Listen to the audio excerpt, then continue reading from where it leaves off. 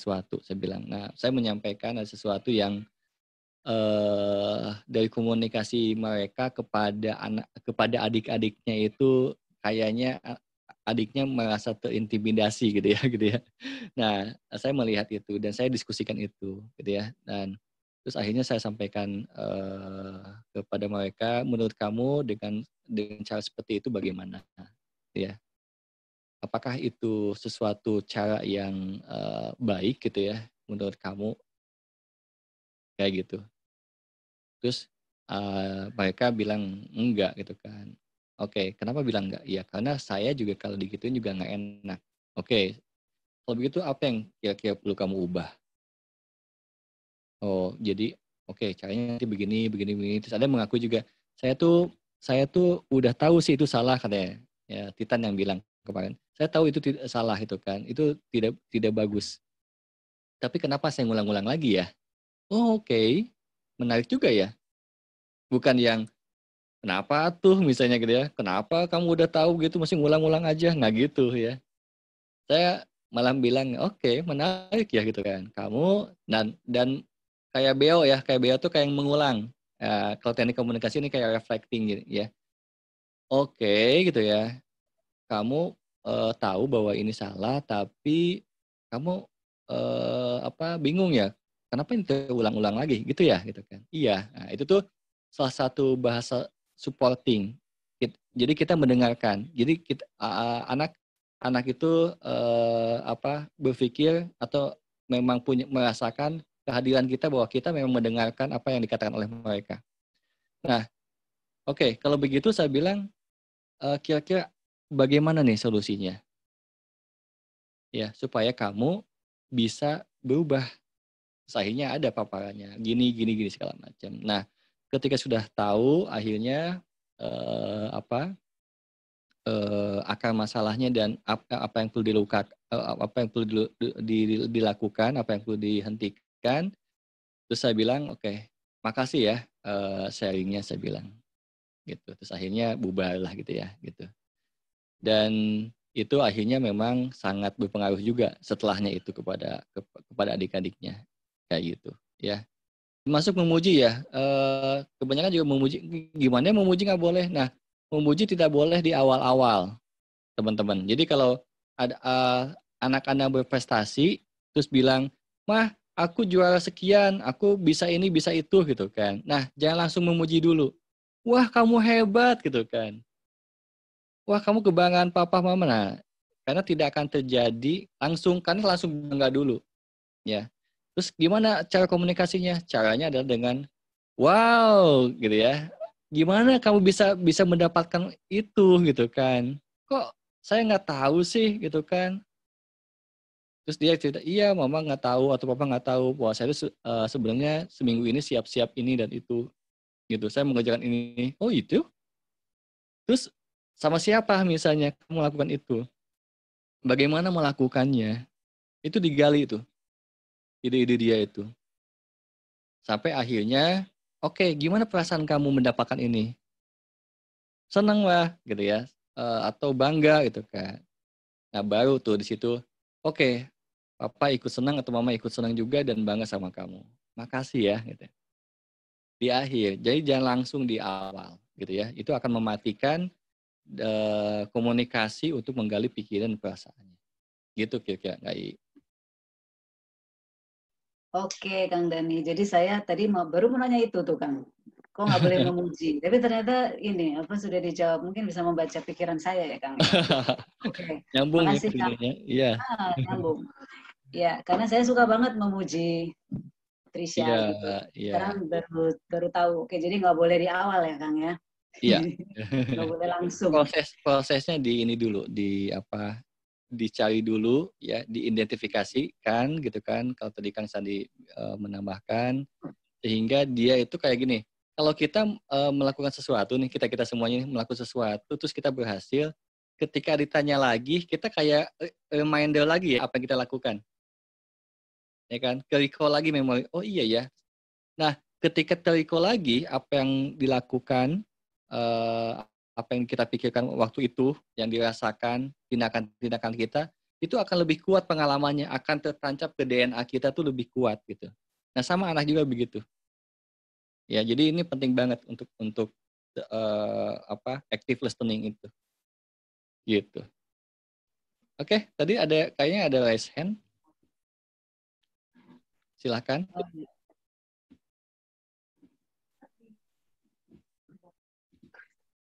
Ada yang raise hand tadi? Silakan. Oh, nggak jadi. Kayaknya ada pertanyaan private ke Kang Dani melalui chat sepertinya, Kang. Oh, ada tuh. Mbak Eci ya, Mbak Eci. Silakan, Mbak Eci. Ada pertanyaan? Silakan langsung di unmute aja, bisa? Sebelum ke chat lagi nanti. Mana ya Mbak Ecinya? Kelihatan nggak? Nggak, saya nggak ada, nggak kelihatan. Mana ya? Halo?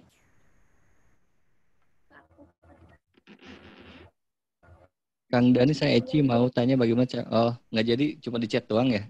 Oke, kalau gitu sama KI deh di apa Oh, saya dibacakan. bacakan ya, Kang. Ya.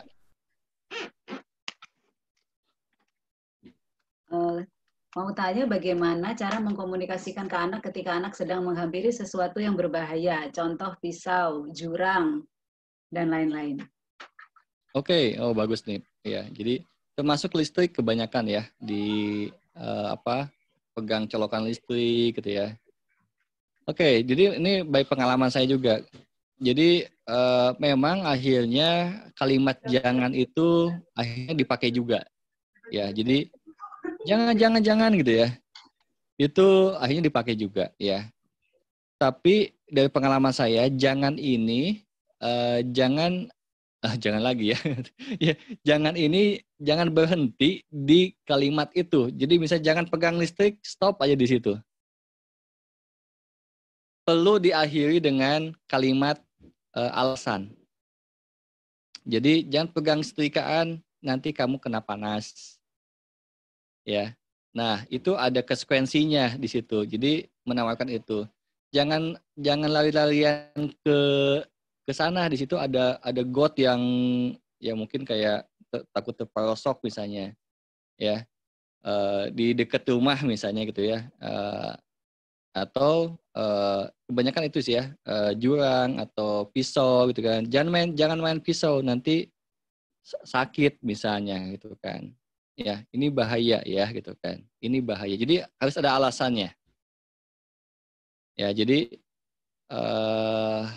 itu sesuatu yang saya praktekkan. Ya, mohon maaf kalau memang ada yang tidak setuju dan mungkin tidak pas gitu ya. Tapi itu yang saya lakukan.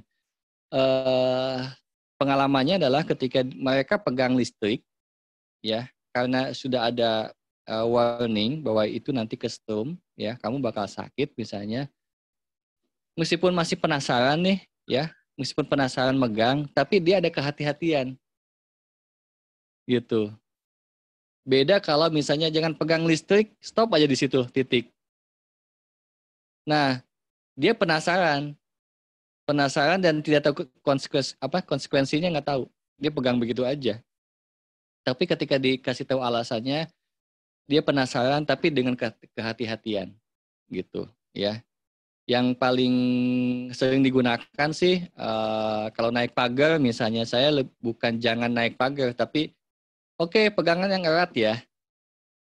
Ya, hati-hati pegang yang erat ya. Yang kuat pegangnya, bukan jangan naik pagar, bukan. Tapi hati-hati ya, pegang yang erat. Karena ada satu kasus, udah besar, udah dewasa, dalam karirnya nggak naik-naik. Ketika saya gali, lucu nih ya. Akar masalahnya di alam bawah sadarnya karena sering dibilang nggak boleh naik-naik. Dulunya naik pagar. Itu sampai pengaruh ke karir loh gitu ya. Luar biasa ya. Gitu. Karena kalau naik jatuh gitu. Awas jangan naik-naik pagar nanti jatuh. Awas jangan naik-naik nanti jatuh. Ketika dia dipromosikan terus, dia nggak naik-naik. Ya, dia selalu kayak ada aja yang akhirnya dia membatalkan Karena di pikirannya adalah kalau naik dia takut dijatuhkan, takut ada risiko dan semacamnya. Nah, konteksnya tuh sama gitu kan. Cuman ketika dewasa bungkusannya yang beda-beda gitu. Jadi penting banget nih parenting di usia dini ini. Gitu, Kai. Oke, makasih banyak Kang Dani. Ini ngeri ya kalau kita kata-kata kita itu ya ternyata Ya, makanya dimensi perkataan tadi kan perlu efeknya. diamati terus. Iya, betul Kang. Terima kasih. Ini ada satu pertanyaan di chat lagi. Kang, untuk anak di bawah 1 tahun, kata-kata sakit, panas, kesetrum, kan masih abstrak. Gimana cara menjelaskannya? Oh, nggak usah dijelasin. Karena Oh, memang nggak bisa nangkap. Ya. Ya, tapi maksudnya jangan dijelasin terlalu detail itu kan. Enggak, kita cuma bilang ini panas.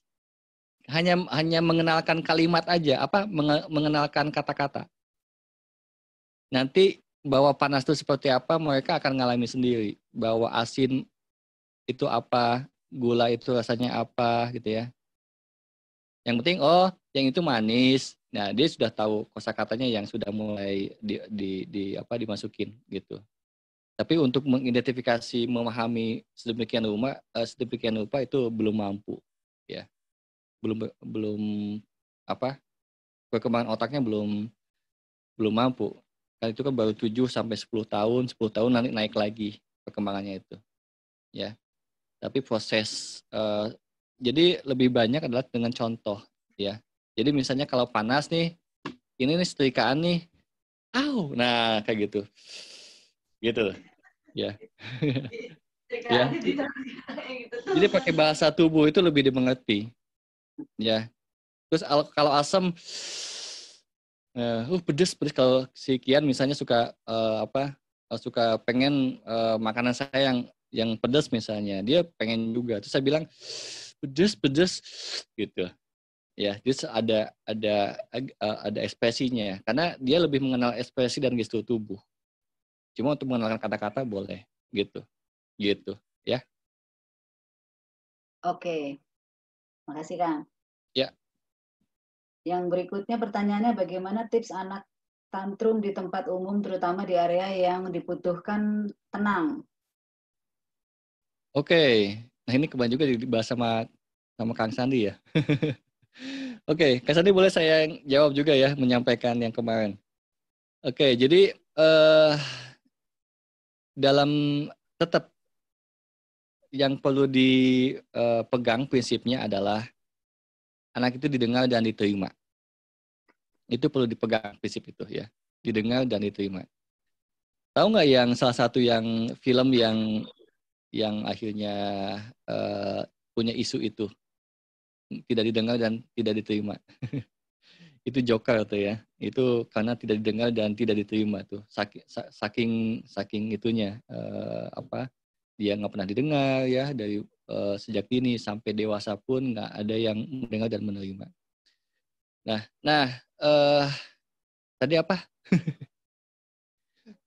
Bagaimana bila anak tantrum Tantrum dan di tempat umum. Oke. tempat Nah, jadi terutama tempat yang harus tenang. ya, jadi tadi tenang ya. Saya sebutin lagi tenang ya. Ketika tenang, di situ ketika dalam tenang itu kita perlu benar-benar menerima anak kita ketika anak kita nangis meskipun di depan umum. Jadi bilang bahwa kamu mau apa? Apa yang kamu inginkan? Kalau keinginannya itu adalah keinginan yang sangat memang bisa disanggupi, ya gitu ya. Silakan bisa dibelikan atau diwujudkan. Tapi kalau keinginannya itu yang sesuatu yang yang kita tidak mampu ya. Terus waktu itu lagi tidak mampu, kita lebih nemenin aja. Oke, nggak apa-apa kalau kamu nangis ya. Misalnya kita nanti ya, misalnya kalau beli mainan biasanya nanti ya, beli mainannya nanti ya, nabung dulu ya, nggak sekarang. Terus dia akhirnya berontak dan nangis. Nah, kita terima. Oke, kalau kamu nangis di sini boleh. Papa temenin ya. Temenin. Jadi misalnya anak tingginya misalnya sepinggang kita jangan berdiri di atas dia. Kita tunduk dan sejajar dengan dia dan dampingi dia. Kamu mau nangis? Yuk, papa temenin atau mama temenin. It's okay. Kamu mau teriak nangis di sini juga nggak apa-apa. Ya, meskipun siapapun di sini, kita perlu benar-benar menerima ini anak kita. Jadi kalau ada pengunjung atau siapapun yang melihat kesel misalnya sama anak kita gitu ya, atau sama kita sendiri sebagai orang tua, kayak seolah-olah tidak bisa mendiamkan anak kita gitu kan, kita cuek aja. Ya, kita benar-benar pasang badan buat anak kita. Anak kita lagi pengen nangis, it's okay gitu. Ya, oke nak gitu ya, oke. Nah itu tuh penting banget. Nah ketika kebanyakan, dan saya sering melakukannya, ketika itu dilakukan, anak itu reda dengan sendirinya, ya. Dan akhirnya bisa dinegosiasikan. Oke, makasih ya. Nanti kita belinya nabung dulu ya, gitu kan. Nanti kita ke sini lagi. Nah, akhirnya ketika kita tetap tenang dan menerima kita sepenuh hati, kita bisa bernegosiasi. Ya, ini pun pelajaran buat anak dalam bernegosiasi. Suatu hari ketika dia dewasa, itu dia juga akan pintar bernegosiasi. Seperti itu, Ai. Oke, makasih Kang Dani. Jadi itu sebenarnya pertanyaannya gini Kang, kalau di tempat yang harus tenang, jadi mungkin maksudnya tadi yang menanyakan Nina ya namanya, yang mungkin harus tenang. rumah sakit, nah mungkin ke rumah sakit ya, mungkin yang mudah yang dibawa tenang, keluar dulu gitu ya. Dibawa keluar dulu. Ya.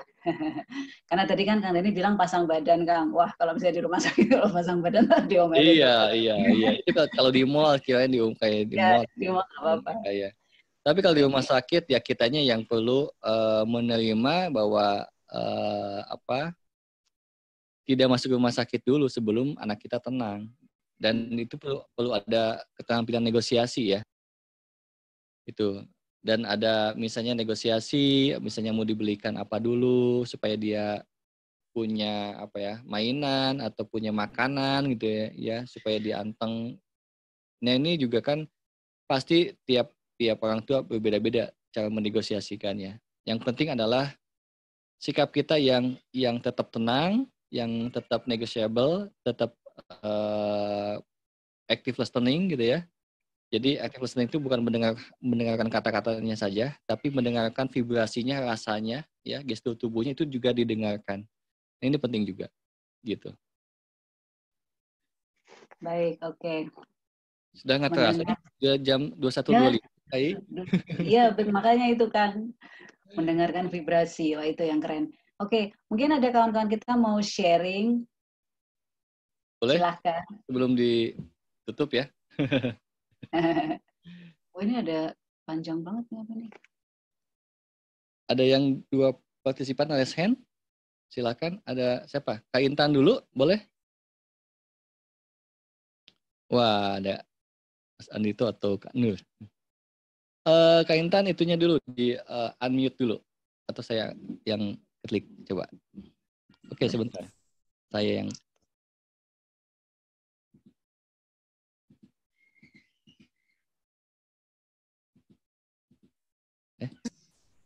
ya, udah. Bisa. Ya, udah. Halo Kang Dani, saya Intan. Ya, halo Kak Intan. Sebenarnya tadi udah di chat, jadi tadi sih lebih ke poin yang 12 ya. Oke. Tadi kan nggak boleh mengalihkan kayak gitu kan, nggak boleh mengalihkan perhatian anak, intinya gitu ya Kang? Iya, kalau sebenarnya ya, jadi tidak boleh mengalihkan itu tuh sebenarnya buat yang agak dewasa. Kalau buat ke anak-anak masih boleh. Oh gitu. Oh yeah. Berarti enggak ini, soalnya memang anaknya baru 3 tahun dan itu tadi udah di chat. Udah dijelaskan di chat. Jadi emang anaknya pengen main misalkan ya Kang ya sama teman-temannya, tapi kan teman-temannya belum tentu mau main sama dia. Kita udah ngasih tahu kemungkinan si temennya itu kenapa, tapi anaknya kekeh tetap mau main. Sampai kitanya yang kebawa emosi sendiri, sampai ngerasa, aduh kenapa sih nggak mau main sama anak kita gitu kan, kesel gitu rasanya. Itu sih pertanyaan, ternyata masih boleh dialihkan ya Kang kalau masih 3 tahun gitu. Masih boleh. Cuma ya ngalihan kayak tadi misalnya kayak anak dia lagi di rumah sakit gitu ya, terus mau pengen ikut masuk ke ruangan, nah itu boleh dialihkan. Ya, konsentrasinya boleh dialihkan. Tapi kalau bahwa dia itu anak-anak yang lainnya tidak mau nerima dia, itu masalah yang lain tuh. Ada akar masalah yang lain yang perlu digali. Iya, jadi memang anaknya itu, anak saya maksudnya lebih ke kalau misalkan greget atau dia pengen apa ya, mukul, kalau enggak ngedorong, kayak gitu tuh Kang. Oke. Jadi teman-temannya mungkin kurang nyaman dengan hal itu. Oke, nah di situ perlu ada cara dari orang tuanya berupa sentuhan misalnya, sentuhan, pelukan, perhatian itu lebih ditingkatkan. Di situ. Nah, itu akan mempengaruhi sikap-sikap anak nantinya. Dari dua belah pihak, misalnya dari saya dan dari ayahnya. Iya, yang ini bukan mendiskriminasi gender ya. Lebih banyak dari ibunya gitu. Oh, oke. Ya. Karena presentasinya lebih besar dari ibunya. Nah, kadang-kadang mau anaknya tantrum, anaknya itu misalnya seperti yang tadi diucapkan, itu karena merasakan kegelisahan dari ibunya yang merasa tidak dimengerti oleh suaminya. Misalnya merasa goyang-goyangan misalnya, atau merasa kesal sebenarnya sama suaminya gitu ya, karena sesuatu yang misalnya sesuatu ya tidak nyaman lah ya dengan sikap-sikap suaminya yang diharapkan oleh istrinya misalnya. Nah, itu ketangkep tuh vibrasinya oleh si anak. Nah, anak akhirnya juga merasakan ketidaknyamanan. Jadi bisa tantrum, bisa mukul-mukul dan lain sebagainya. Ya. Nah, ini juga perlu berkaca lagi. Apa yang perlu saya perbaiki nih? Jadi ngacung lagi ke dalam diri kita. Seperti itu. Kalau misalkan saya kan memang bercerai ya, itu ngaruh juga berarti ya? Iya. Jadi oke. Ini bagi teman-teman yang mungkin ada yang sudah berpisah gitu ya sama di pernikahannya. Saya sarankan kalau pisah pun dengan sehat ya. Terus kedua, kalau sudah pisah, buang emosi-emosi yang membelenggu. Misalnya punya memori dulu kesel, marah dan lain sebagainya kepada si ayahnya. Karena itu bisa ngerasain tuh si anak itu. Ya, itu dilepasin ya, lepaskan. Ya mudah-mudahan abis ini nanti ada meditasinya buat melepaskan belenggu-belenggu emosi. Ya. Nanti setelah di penutupan. Itu Kak Intan mungkin. Oke, makasih Kang Dani. Oke, sama-sama. Oke, silakan. Kang, mungkin pertanyaan terakhir kok terakhir sih? Karena udah jam 9 ya kan? Iya, agak lewat dikit nih kayaknya. Lagi. Ada Mas Andito atau Kane yang mau bertanya, silakan. Silahkan. Ya, ini pertanyaannya boleh dijawab, boleh disimpan Kang Dani. Nggak, kan Kang Dani di rumah kan punya banyak guru ya, ada 6 guru banyak tuh banget, Kang Dani di rumahnya. Nah, dari ke-6 guru ini, menurut Kang Dani paling banyak belajar dari guru yang mana dan apa yang dipelajari dari guru tersebut. Itu sih Kang. Kayaknya seru nih. Seru ya. Terima kasih. Atau saya paparkan satu-satu ya. Ya. Saya dari Giga itu saya belajar tentang ini ya kalau secara kemauan ya dan sistematis itu dari dia, ya. Dan secara yang kalau di Titan itu dalam pengendalian emosinya, ya. Jadi sebenarnya saya lagi refleksikan ketika dia lagi men-trigger meluap gitu ya, dan luapan emosinya itu tinggi, ya, itu saya terrefleksi sama itu.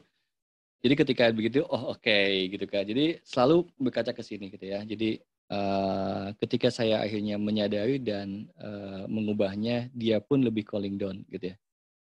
Terus banyak ya, 6. Oke, atau langsung ke yang ke si bungsu nih ya. Si bungsu ini umur 2 tahun ya kemarin, sama dengan saya. Egonya gede banget. Ya, egonya gede banget, kemauannya keras, tidak tapi saya akhirnya belajar bagaimana bernegosiasi antara Sunda sama Kian. Itu benar-benar kita tuh akhirnya bagaimana caranya bernegosiasi sama mereka.